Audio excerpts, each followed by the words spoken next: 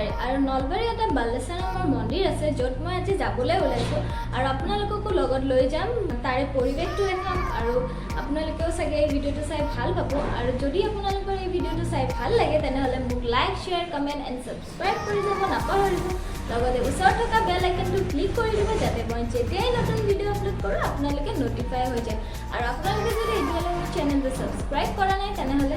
make sure you subscribe to my channel আৰু মই এতিয়া গা পা ধুই লৈছোঁ আৰু অলপ পাছতে মই এতিয়া পলম নকৰি ভিডিঅ'টো ষ্টাৰ্ট কৰোঁ লেটছ গেট ষ্টাৰ্টেড আমি এতিয়া এখন পিলপিলি ল'লোঁ আৰু পিলপিলিত আমি এতিয়া গৈ আছোঁ আৰু পূজা আচলতে অলপ দেৰিকৈ ষ্টাৰ্ট হয় সেইবাবে আমিও দেৰিকৈ ওলাইছোঁ ভিডিঅ'টো শেষলৈ চাব আৰু কমেণ্টত মোক জনাব আপোনালোকৰ কেনেকুৱা লাগিলে আৰু সৌবোৰ দেখিছে আপোনালোকে ধাননি পথাৰ য'ত কৃষকসকলে ধান চপাই আছে আৰু এইটো হৈছে এইখন গাঁৱৰ ৰাজহুৱা পুখুৰী য'ত ৰাইজসকলে মাজে সময়ে মাছো মাৰে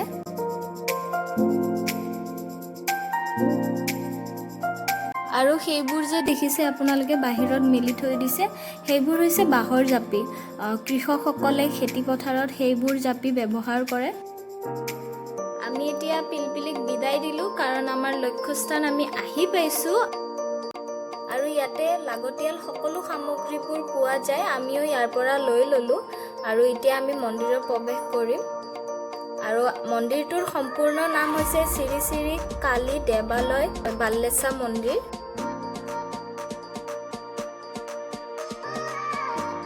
আৰু প্ৰৱেশ কৰাৰ লগে লগে আপোনালোকে ৰাইট ছাইডত দেখিবলৈ পাইছে চাগে মণিহাৰীৰ দোকান আছে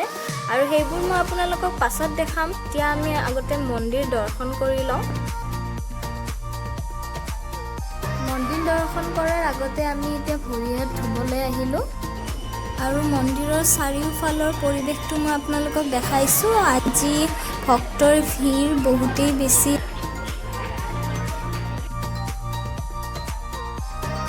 আৰু ভক্তসকলে এইফালে চাকি ধূপ জ্বলাই আছে আমিও অলপ পাছত জ্বলাম আগতে আপোনালোকক দেখাই লৈছোঁ এফালে আছে মা কালী আৰু তেওঁক ভক্তসকলে সিন্দুৰ অৰ্পণ কৰিছে আৰু এইফালে পুৰোহিতসকলে পূজা কৰি আছে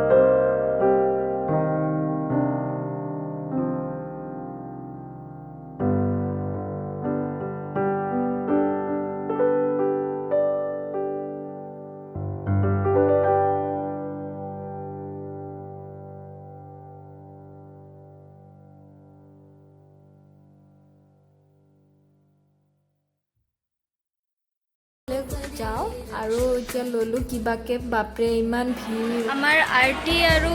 পূজা কৰা সেয়া কৰা হৈ গ'ল আৰু এতিয়া আমি অলপমান দেউৰ লগত কথা পাতিব চেষ্টা কৰিম বাল্লেচা নামটো কেনেকৈ পৰিলে আৰু ইয়াৰ ভিতৰুৱা হিষ্ট্ৰীখিনি অলপ জানিব চেষ্টা কৰিম তেওঁ বৰ্তমান এতিয়া ব্যস্ত আছে যদিও মই চেষ্টা কৰিছোঁ তেওঁৰ লগত কথা পতাৰ আহকচোন তেওঁৰ লগত কথা পাতোঁ দেউ বাল্লেচা নামটো ইয়াতে কেনেকৈ পৰিল তাৰমানে ইয়াত প্ৰবাদ আছে যে বালিৰ দম আছিল কিছু হয় লাহে লাহে এই বালিৰ দমৰ সৈতে পৰ্যায়ক্ৰমে বালিৰ দমবিলাক নাইকিয়া হ'ল আৰু এই ঠাইৰ নাম পৰি থাকিল বালি লেচা লাহে লাহে 1426 খ্ৰীষ্টাব্দত হয় মহাৰাজ শিৱসিংহ আহোম ৰজা শিৱসিংহই ইয়াত কালী মন্দিৰ স্থাপন কৰে কালী মন্দিৰ স্থাপন কৰাৰ লগতে ইয়াৰ ওচৰতে কালী পুখুৰী খন্দাই দিয়ে আহোম ৰজাসকলৰ পুখুৰী খন্দোৱাৰ সময়ত তেওঁলোকে চাৰিওকাষে একোটা নৰ্দমা দিছে বিশাল আকায় নৰ্দমা ইয়াত এতিয়া দক্ষিণ ফালৰ নৰ্দমাটোৰ কিছু স্থিতি আছে বাকীবিলাক নাইকিয়া হৈ গ'ল কিন্তু কালী মন্দিৰৰ লগত তেখেতে দুটা দৌল স্থাপন কৰিছিল এটা হ'ল বিষ্ণু দৌল এইটো মাৰ বাওঁহাতে আছে আৰু এইটো শিৱদৌল এইটো হ'ল মাৰ সোঁহাতে আছে আৰু শিৱদৌলটো 1889 চনত বৰ ভূঁইকঁপৰ সময়ত শিৱদৌল বিষ্ণুদৌল মাৰ মন্দিৰ চব তলৰ পিনে সোমাই গ'ল ইয়াৰ অৱস্থিতি মাত্ৰ এই ওপৰখিনি দেখা যায় আৰু শিৱ যিটো বিষ্ণুদৌল তাৰো অৱস্থিতি আছে খালি ওপৰৰখিনিহে 1890 যি বৰ ভূঁইকঁপ হৈছিল সেই ভূঁইকঁপত সোমাই গৈছিল মাৰটো সোমাই গৈছিল কালক্ৰমত আমি আৰু নতুনকৈ প্ৰতিষ্ঠা কৰা হ'ল এইটো নতুন প্ৰতিষ্ঠিত কালী মন্দিৰ মই প্ৰথমবাৰ আহিছোঁ কিন্তু মোৰ খুব ভাল লাগিছে ইয়ালৈ আহি আৰু আহিবলৈ মই চেষ্টা কৰিম ইয়াত ভক্তৰ সদায় সমানেই থাকে প্ৰায় দেখিবলৈ পাইছোঁ ভক্তৰ ভিৰ বহুতেই বেছি আৰু বলি সদায় হয়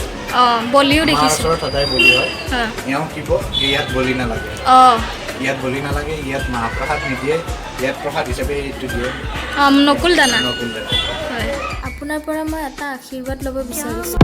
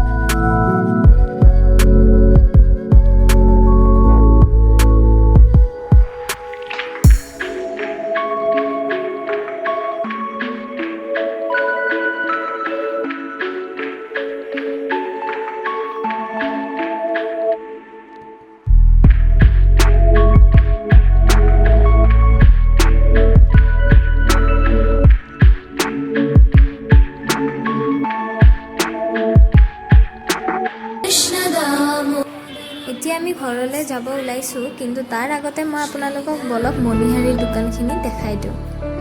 এয়া চাওক ইয়াতে সকলোবোৰ বস্তু পোৱা যাব আপুনি যদি খাৰু বিচাৰিছে সৰু বাচ্চাৰ কাৰণে যদি পুতলা বিচাৰিছে আৰু ভগৱানৰ ফটোও আছে আৰু এতিয়া আমি মন্দিৰৰ মেইন দুৱাৰৰ পৰা ওলাই আহি আমি পিলপিলি ধৰিম এতিয়া আমি পিলপিলিত যাম ঘৰলৈকে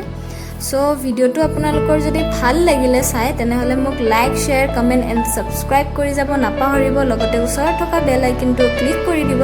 যাতে মই যেতিয়াই নতুন ভিডিও আপলোড কৰোঁ আপোনালোকে নটিফাই হৈ যায় আকৌ নতুন ভিডিওৰ সৈতে লগ পোৱাৰ আশাৰে আজিলৈ এইখিনিতে এৰিলোঁ বাই